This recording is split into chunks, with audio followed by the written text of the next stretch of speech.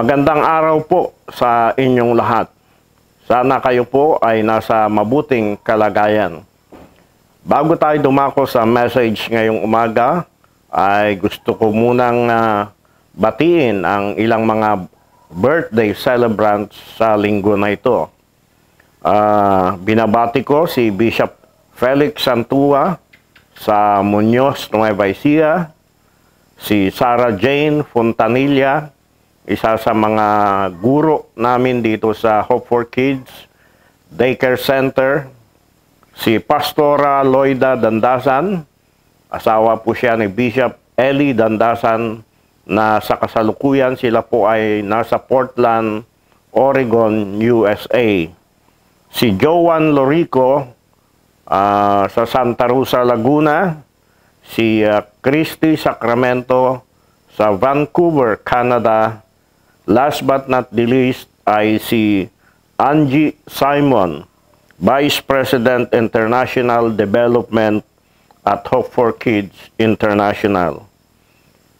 Today is the last Sunday of February 2021, which is called the Love Month. Ang message po natin nung nakaraang Sunday was about God's love and our relationship with one another.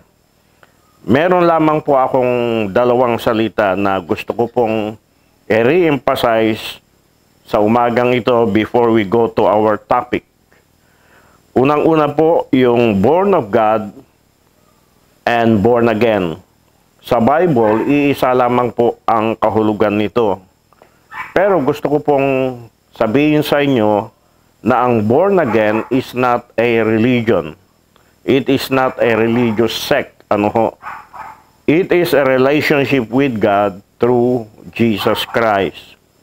Kaya kayo man po ay Roman Catholic, Buddhist, Muslim, or whatever, you can experience that born again through our Lord Jesus Christ. Ang pangalawa po ay yung word na connection, pagkakaroon ng ugnayan. Connection is essential for our love to grow. Mahalaga po ang ugnayan upang sa ganon, ang ating pagmamahal ay lumago. At wala nang pinakamagandang community or pamayanan kung saan ka magkakaroon ng connection, kundi sa pamayanan or community ng mga anak ng Diyos na tinatawag na local church. Doon mag-grow ang iyong pagmamahal. Gusto ko pong basahin na muli ang sinabi ni Dr. Peter Tanchi. True love is unconditional commitment towards imperfect people to seek their highest good, which may require sacrifice resulting to God's glory. Ang tunay na pag-ibig ay isang commitment na walang kondisyon para sa mga taong hindi perpekto, na ang hangad ay pinakamataas na kabutihan para sa kanila, at ito ay nangangailangan ng sakripisyo na nagbubunga sa kalwalhatian ng Diyos. Ang topic po naman natin sa umagang ito ay God's love and our giving. Ang pag-ibig ng Diyos at ang ating pagbibigay. There are more promises related to giving in the Bible than any other subject. Mas marami hong pangako na merong kaugnayan sa pagbibigay sa Bible kaysa ibang mga paksa. Yung salitang believe, 257 times na ginamit sa Bible. Yung salitang faith, 270 times na ginamit sa Bible. Ang salitang prayer, 391 times na ginamit sa Bible. At ang salitang love ay 714 times na ginamit sa Bible. Pero ang salitang giving, 2,152 times na ginamit sa Bible. My purpose in giving you this message is to motivate you to give. Why? Because God is a giver. Everything that we have in life is a gift from God. if God is not a giver, we would have nothing. Alam po ninyo, maging ang ating buhay, ang ating lakas, ang ating hininga, ang ating talento, ang ating abilidad, lahat ng ito ay galing sa Diyos sapagkat ang Diyos ay mapagbigay. Tayo po ay manalangin. Dakilang Diyos at dakilang Ama, salamat po sa umagang ito, sa iyong kabutihan sa aming buhay, ganun din po ang linggong nagdaan. Salamat po sa umagang ito na meron uling opportunity na akin pong may share ang inyong mga salita sa aming mga viewers sa umagang ito.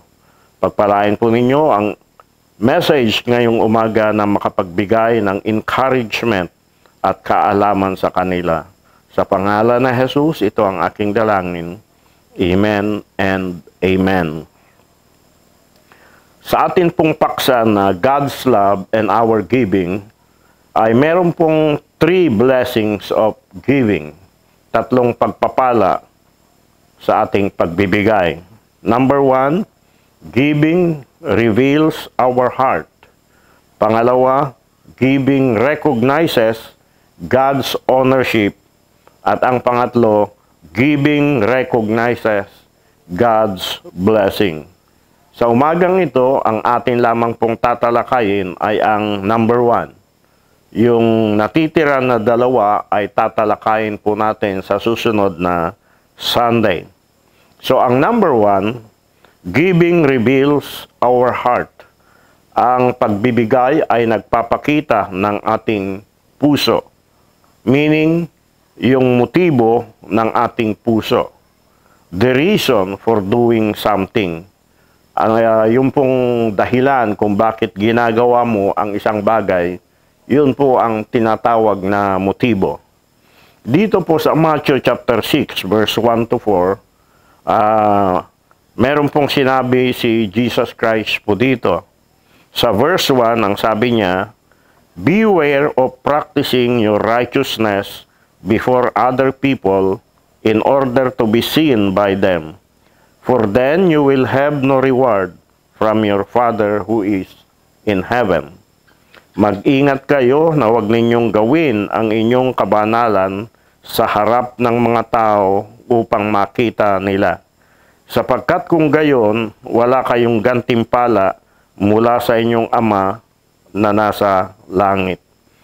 Yung pong salitang beware or mag-ingat sa wikang Tagalog, ibig sabihin po noon ay watch out, be careful, take heed, don't try to show off, examine your motives. Bakit po? Because something good can become something bad if your motive is wrong, according to Dr. Peter Tanchi.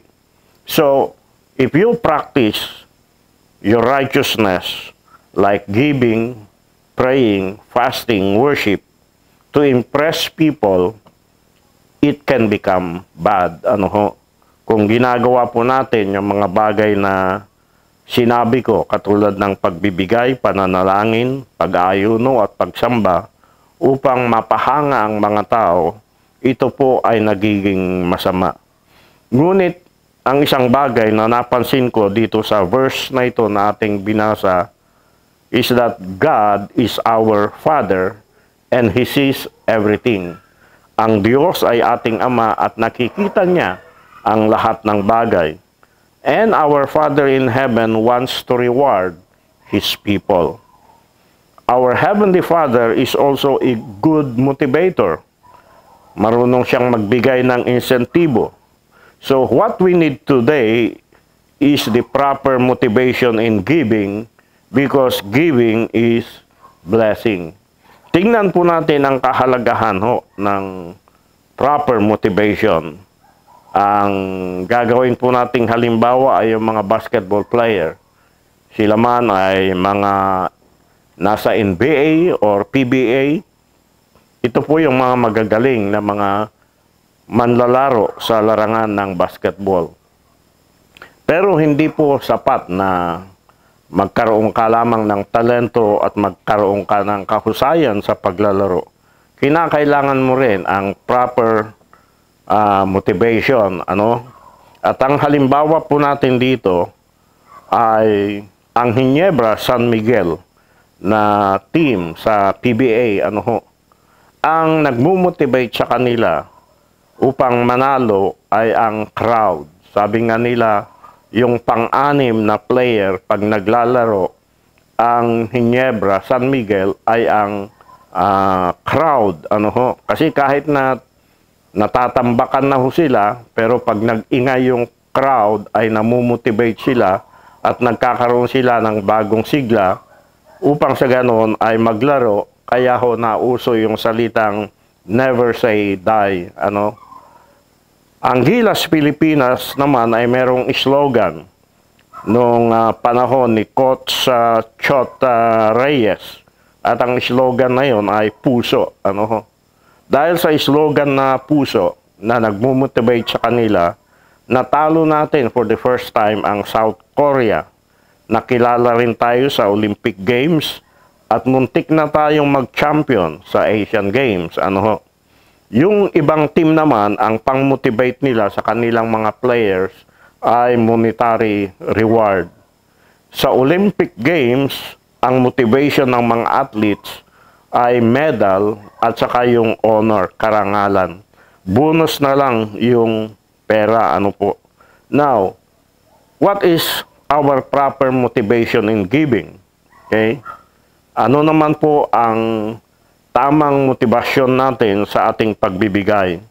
Sa verse 2, ang sabi ni Jesus Christ, when, hindi po if, when you give to the needy, sound no trumpet before you, as the hypocrites do in the synagogues and in the streets, that they may be praised by others. Truly, I say to you, they have received their reward.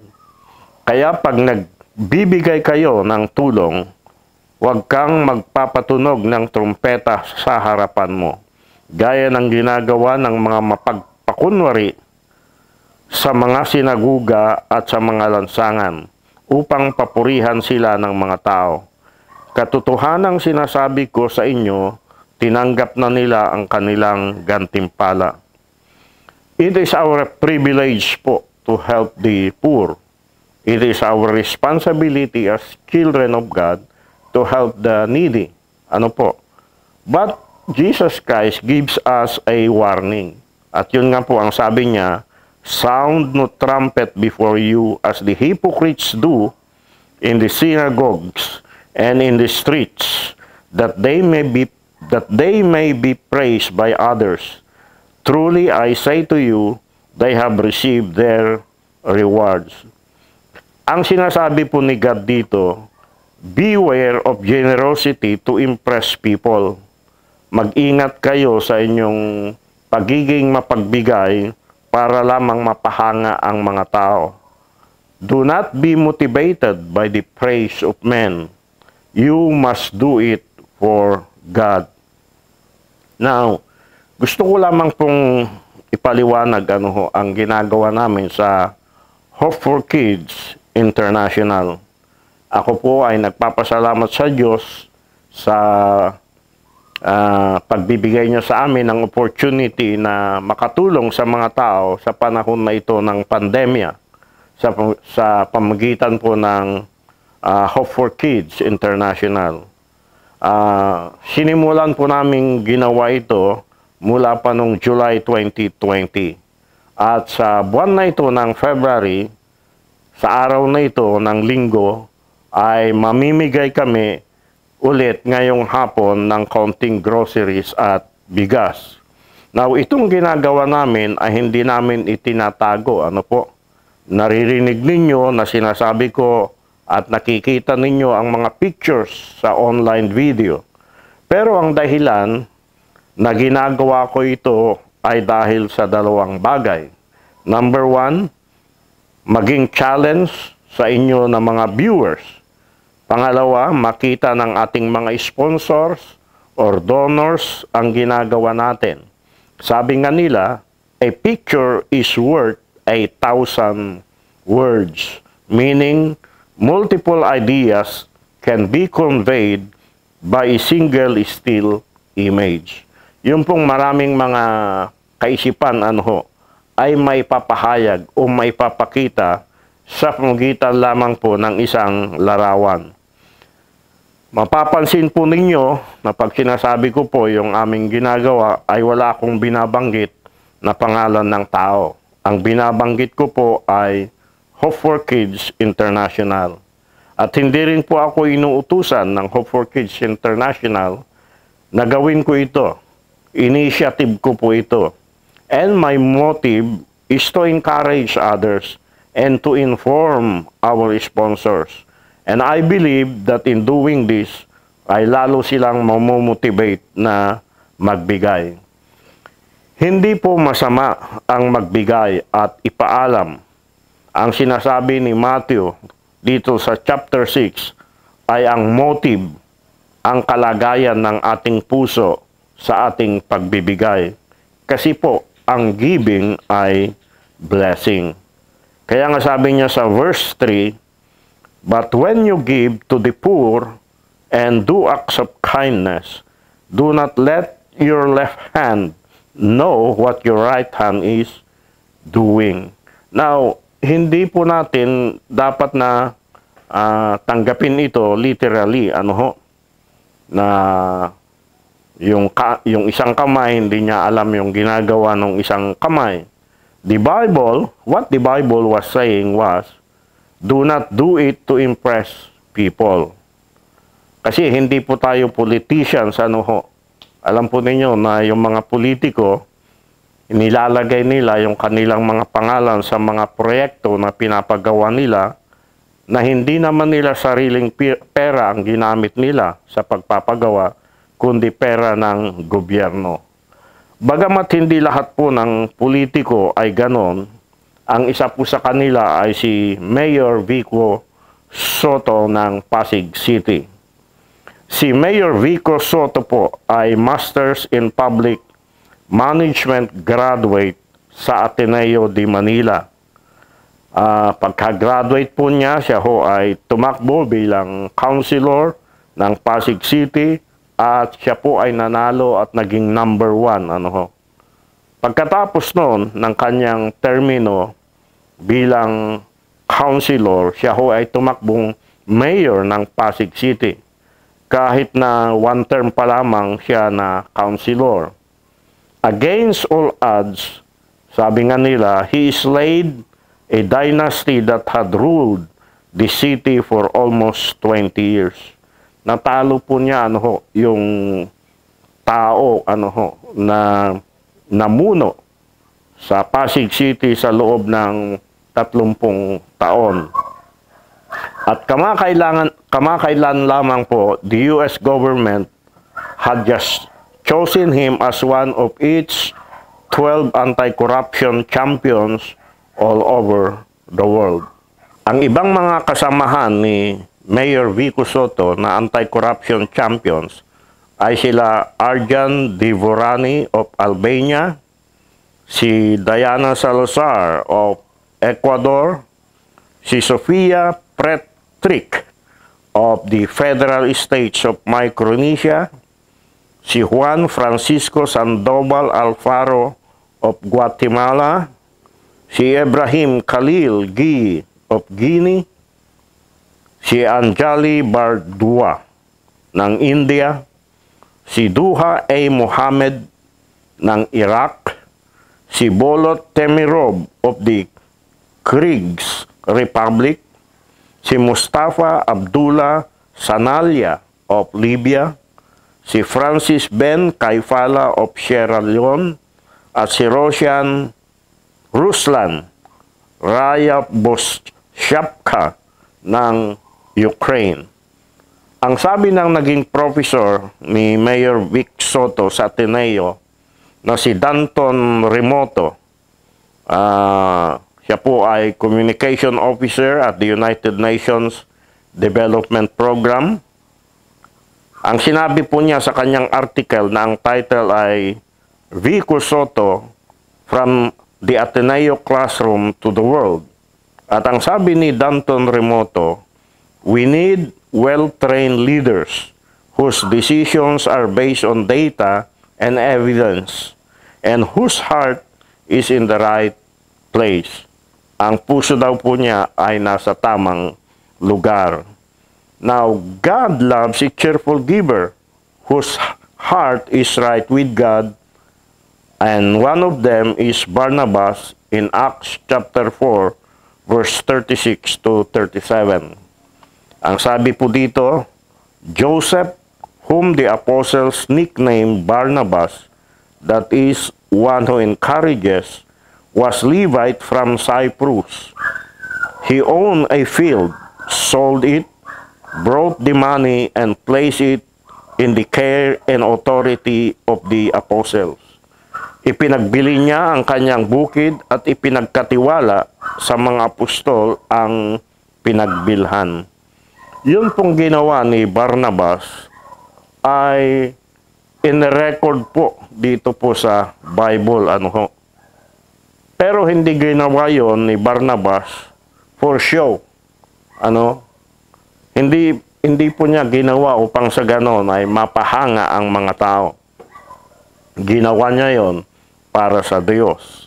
Kasi nga, something good can become something bad if your motive is not right. Kasi God looks at the heart.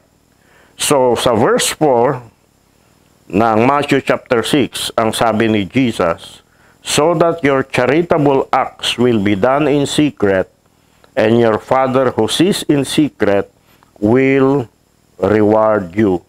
Now, our greatest motivation, of course, is our love for God and His love for us. Pero sinasabi rin dito ng Panginoon, to motivate us further, sabi niya, I want to reward you. Now, gusto ko pong ipakita sa inyo ang difference between salvation and reward. Yung salvation po ay free gift. Walang bayad po dahil binayaran na ng ating Panginoon Kristo. At dahil sa biyaya tayo po ay naligtas. Pero ang reward ay pagtrabahuan mo ito. You have to earn it. Ang salvation ay kasalukuyang pag-aari po natin. Present possession. Pero ang reward is future attainment. Ang salvation po ay secure. Okay? Pero ang reward, it can be lost. Ang salvation ay same among believers. Kasi isang Kristo ang tinanggap natin sa ating puso. Pero ang reward ay different, magkakaiba. Sa salvation, man's part is to believe. Sa reward, man's part is to work. Okay? Pagtrabahuan o magtrabaho ka, gumawa ka para sa Panginoon. Kaya nga sabi sa Hebrews chapter 6 verse 10, for God is not unjust, so as to forget your work and the love which you have shown for His name in ministering to the saints as you do. Ang sabi ng Panginoon dito, He will not forget our works. He is going to reward us. Ito po ay dapat nating ikatuwaan sapagkat sa ating paglilingkod sa Panginoon, anuman po ang ating ginagawa, maliban sa pagbibigay, ay merong gantimpala na nakalaan sa bawat isa sa atin. Sa atin pong pagwakas, gusto ko pong muling banggitin yung 3 blessings na mapapasa atin sa ating pagbibigay. Giving reveals our heart. Ito po ang napag-aralan natin sa umagang ito. And then number 2, giving recognizes God's ownership. And number 3, giving recognizes God's blessing. Ito pong dalawang ito ay tatalakayin po natin sa susunod na Sunday. Righteous deeds are good, and God is going to reward us. praise God because He is a rewarder. Why? Because giving is blessing. Ano ho? So, thank God. And I would like also to express our gratitude to Hope for Kids International sa patuloy na crisis fund na kanilang ipinapadala para makabili tayo ng bigas at groceries natin pong ipamimigay sa mga beneficiaries ng Hope for Kids International dito sa Mindoro at Marikina. This afternoon ay ipamimigay po namin ang mga ito. Bago tayo manalangin, gusto ko munang basahin yung mga prayer request ng ating mga viewers na ipinadala sa atin. From Loida Napoles, for the complete healing of her husband, Wilson Napoles, na na-diagnose ng psoriatic arthritis. Si Teresita Daliguez Dicang, for the healing of her sister, na walang iba kundi si Annie, na stroke daw po ito. And then ganun din po yung kanyang brother na isang seaman na gusto na nilang makauwi dito sa Pilipinas. From Florinia Boras, for the healing of enlargement of heart of her husband. From Edna Acob, for healing, salvation, and blessing to all her grandchildren. At last but not the least, let us also continue to pray for our country. Sabi nila, darating daw ang Sinovac vaccine ngayong araw na ito. Pero kami po na mga senior citizens ay hindi pa kasali dito sa mga babakunahan ng vaccine na ito. Pero sa akin lang po, matagal pa itong bakunahan na ito. Iniisip ko nga, paano yung mga probinsya at mga bayan sa bansa natin na walang storage facilities na paglalagyan ng bakuna? Kasi sa Metro Manila, yung mga mayors ng Manila, Pasig, Makati, Pasay, Valenzuela, sinasabi nila, Quezon City, sinasabi nila na meron silang mga storage facilities na paglalagyan ng mga bakuna pag ito po ay dumating. Pero inisip-isip ko, paano kaya ang mga probinsya at mga bayan sa mga lalawigan na wala namang mga storage facilities? Sa number of people affected with COVID-19 worldwide, ito po ang record. Ang number of cases worldwide ay 113 million. Ang number of recovered ay 63.5 million, meaning meron pang 49 million plus na hindi pa naka-recover. At ang bilang na ng namatay worldwide ay 2.5 million. Now, sa bansa po natin, maliban sa COVID-19, ay nandiyan pa yung mga bagyo na darating. At yung unang bagyo na dumaan ngayon, si Bagyong Oring, ay grabe po ang mga nasalanta po doon po sa Surigao del Sur, sa Tandag City. Kaya pumunta po doon ang ating presidente, at ang sabi po niya sa kanilang briefing, we should pray more. So many things are really coming our way. There is only one thing really that can save this planet. It is God. Totoo po yun. Wala talaga tayong maasahan kundi ang Diyos, sapagkat wala pong imposible sa Kanya. Tayo po ay manalangin. Dakilang Diyos at dakilang Ama, maraming salamat po sa inyong mga salita na amin pong napag-aralan sa Umagang ito tungkol po, Panginoon, sa kalagayan ng aming puso sa aming pagbibigay. Lord, patawarin po ninyo kung kami po, Panginoon, ay nakagawa ng mga bagay na hindi kaaya-aya sa inyong harapan. Salamat po sa inyong mga salita na nagbibigay sa amin ng guidance, nagbibigay po sa amin ng encouragement. Lord, sa umagang ito, dinadalaan din namin si Loida Napoles para po sa ganap na kagalingan ng kanyang husband na si Wilson Napoles na na-diagnose ng psoriatic arthritis. Lord, dinadalangin po namin ang kanyang kagalingan sa pangalan ni Jesus. Ganon din po ang kagalingan ni Annie na nagkaroon ng stroke at ang kanyang kapatid na seaman na gusto nang makauwi dito sa Pilipinas. Ito po ang prayer request ng kanyang kapatid na si Teresita Daliguez Dicang. Also, ang prayer request from Florinia Boras para po sa healing of enlargement of heart ng kanyang husband. Lord, wala pong imposible sa inyo. Heal him, O Lord, in the name of Jesus. At ganun din po ang prayer request ni Edna Acob for healing, salvation, and blessing to all her grandchildren. And we pray also for our country, O God.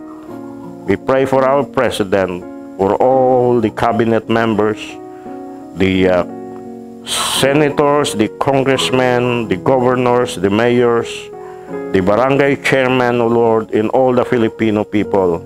Lord, dinadalangin po namin, O Diyos, na kayo po, Panginoon, ang siyang tunay na magkumawak, Panginoon, sa bansang ito. Lord, nagpapasalamat po kami sa mga vaccine na darating, Panginoon, at nawa, O Diyos, ito ay makatulong, O Diyos, sa mga mamamayang Pilipino. Maraming salamat po, Panginoon. Salamat po sa inyong presensya sa umagang ito. Salamat po sa katugunan ng aking dalangin sa umagang ito. Sa pangalan ng Jesus, ito pong aking dalangin. Amen and Amen. Muli, magandang umaga po sa inyong lahat. Araw po ng linggo ngayon. At sana po kayo ay sumimba sa inyong mga churches upang magpasalamat at magbigay ng kapurihan sa Panginoon. Hanggang sa muli, God bless you all, and to God be the glory.